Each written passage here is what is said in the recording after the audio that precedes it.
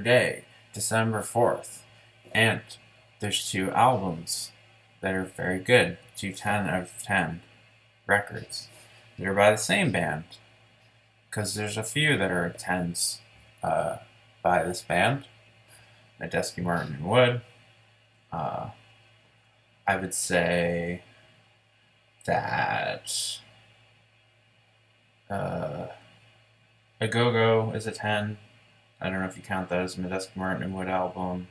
Uninvisible is a 10. The Dropper is a 10. The Dropper and Uninvisible I view as like the same thing. Kind of like I view the Shackman and Friday Afternoon in the Universe is like the same thing. They're both 10s. I think that Let's Go Everywhere Kids album they did is a 10. It's very good. Some of the, the Radiolarians? The End of the World Party is a fucking 10 for sure. But I had to pick two. So the two I picked are my favorite. Shackman and Tonic. They capture a lot of... Shackman, I feel like, captures the classic kind of Hammond funk sound of the early Medeski better than any record, and has the best selection of songs. And then Tonic is the best display of them as an improvisational live act. And that's all acoustic with like a grand piano and like a traditional jazz trio. So you kind of get both sides. Really, I should do three. I should do End of the World Party and these two. But two is my gimmick. I'm sticking with the gimmick. Gimmicks seem to work better than actually doing something. So yeah, Shackman. It's my favorite Medeski, Martin, and Wood album. Has a bunch of great songs on it. Some of their best songs, like Chub Sub and Last Chance to Dance Trance, are on Friday Afternoon in the Universe. But Shackman is top to bottom their best record. It starts with Is There Anybody Here That Loves My Baby, which is just such a catchy, fun. It's that do do do do do do do do do do do do. It's so good. I love the bass line. Billy Martin's drumming is always incredible. Medeski comes up with these really playful, colorful, funky lines in every song on this record. After Is There Anybody Here? Think is like a funky, kind of danceable, it's a Bo Diddley beat, funk, you know. Just kind of doing that classic kind of... Dracula is awesome. It's like it's the slow plodding kind of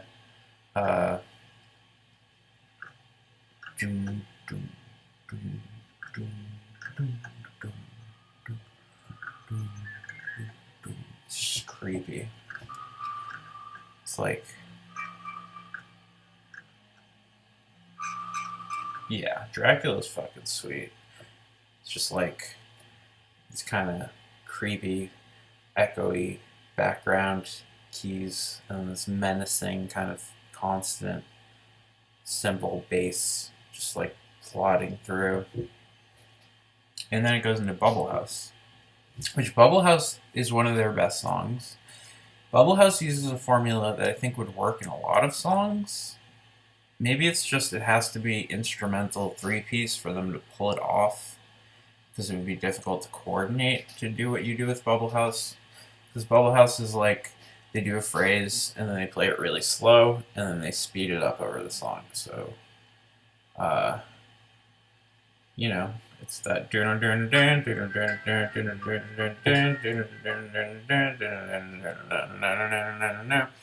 And then they just speed it up.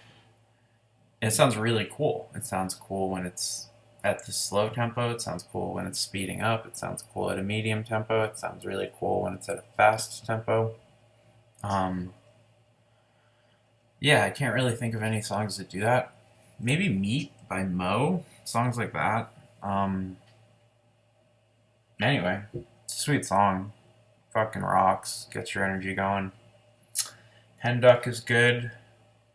Uh, More just kind of, yeah. Starts out as kind of reiki, and then Medeski gets some cool organ sounds. So it starts out kind of funky, and then gets more distorted, kind of weird with the organ sounds.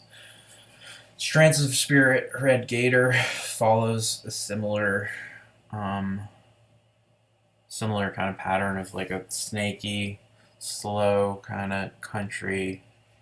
Um, just kind of a classic down home feeling rhythm, and then it kind of over the course of the song gets more dissonant and weird and complicated, and then kind of returns to the slow, funky theme root of the song. And Spy Kiss. Yeah, Spy Kiss is just like mid-tempo, solid, good funk. Lifeblood, Jelly Belly, Night Marchers. This is probably my favorite part of the record. Lifeblood is like, it's like a Miles Fusion era, not super melodic and funky like most of this record is. It's kind of more out there, fusiony. And then Jelly Belly is just kind of feel good. It has this really cool, like quick, like boom, boom, like this quick bass line that's based around. And then Night Marchers. Night Marchers just fucking rolls. Like Night Marchers, if they had a theme song, it should be Night Marchers, I feel like. It's just, I don't know. Feels like an anthem. And then Kenny is nice. Kenny is just kind of, yeah, it's like a slow ballad, kind of nice closer to the album. But all the way through, there's just great funky grooves, and they stick to it. It's like a Meters record or just like an instrumental funk set, like Jimmy Smith.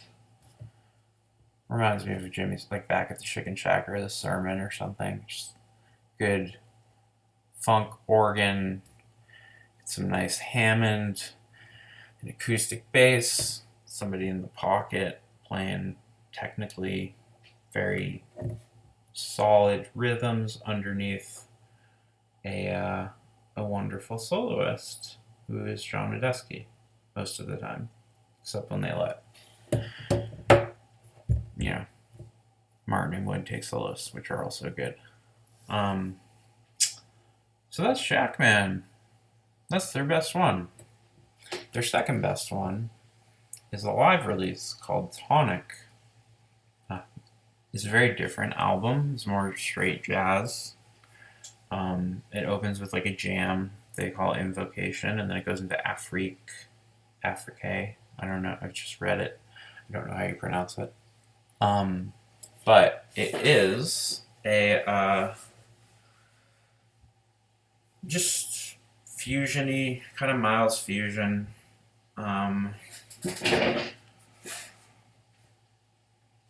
Just has kind of like international kind of weird plotting. And then Seven Deadlies is like even more that. Like Seven Deadlies feels like a really crazy fucking song. It's one of the best Medeski, Martin and Wood songs. It has that and then the way Medeski solos over that is fucking crazy. It goes off the rails really quickly in this really delightful way. And then kind of cools down with Your Lady, which is more of like a kind of paced, intentional, romantic sounding thing after the sort of shake up and all out, just kind of jazz wankery that is the previous two songs, Afrique and Seven Deadlies. And then after that, there's Rise Up, which is amazing. I think it might be my favorite song on the record. Just that doom, doom, doom, doom, doom, doom, doom, doom, and then the way that the drums come in and he starts playing like on the side of that while they like hold down that the impression of that. It's fucking great. And then they go into Buster Rides Again, which is just a melodic, cool, kind of bluesy, old school funk organ song. I forget who wrote it, but it's a cover. But it's good. It functions like on the second Medeski Schofield Martin Wood album when Little Walter Rides Again, or Big Tootie is the Fat Mama Fine thing. It's that type of thing where it's just like a feel good, old funky jazz. Kind of cleanses you from the out there-ness of like the first three songs on this record. Yeah, it's good. And after Buster Rides Again, there's just something they call Thaw, which is just a jam.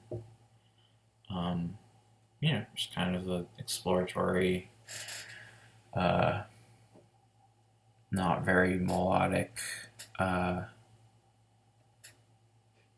piece of improvisation. But it works well to transition from the clean Buster Rides Again to the album closer, which is this really kind of exhausted sounding, almost like emotionally drained interpretation of Hey Joe, the blues song that Jimi Hendrix made famous. But it doesn't sound like any version of a Hey Joe I've heard. It's like they use the melody of the blues to play this contemplative, slow plodding. There's no semblance of like shredding or Medeski, or none of the musicians are like going all out in a Hendrixy, like look what I can do way. It's just kind of they're trying to really patiently and unshow-off-ishly, that's a word, humbly present the song as like just like here are the melodic rhythmic elements of the song, and we're just going to execute them cleanly and let that speak for itself. And it's a really cool cover. I enjoy when a cover kind of changes my perspective on the song. And this version of Hey Joe does that in a way that like Bill Frisell does when he does covers of Beatles songs, or there are other instances of jazz musicians doing these cool kind of reimaginings of rock songs. And you just kind of get to see more clearly and cleanly what the elements are underneath that song that you love. And yeah, so that's Tonic and Shack Man. Two very good albums. And this is a Daniel Johnston print. I think only crazy people see the purple ladies. So if you see a purple lady, I'm sorry. But also be careful, because you don't know what to do with a purple lady.